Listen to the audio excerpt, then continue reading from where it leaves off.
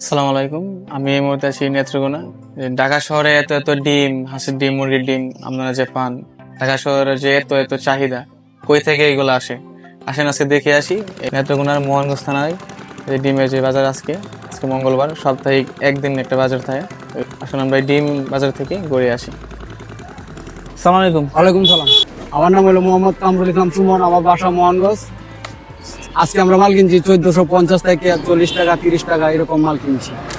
পার্টির কাছে, ঢাকার পার্টির কাছে বেচছি আজকে আপনার 1450 টাকা।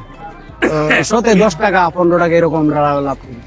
যে আমি এলাকা থেকে যেটা মোবাইল থেকে যে দিন আসে এই বাজারে, আমরা বিভিন্ন হাইকার আছে, বিভিন্ন হাইকার আমরা কিনি, যার সাথে হিসাবে বনাত করলে কেউ মানে 30 টাকা বেচছে, কেউ 50 টাকা বেচছে, যার সাথে যেমন সম্পর্ক হয় এরা এই মাল কিনে। তাহলে শীতকালে ডিমের উৎপাদনটা কমে যাবে না? আমাদের এলাকায় কমে, এই জন্য ডিমের দামটা বাড়ে। ডিমের দামটা বাড়ে। আচ্ছা, আসসালামু আলাইকুম, ভালো থাকবেন। হ্যাঁ।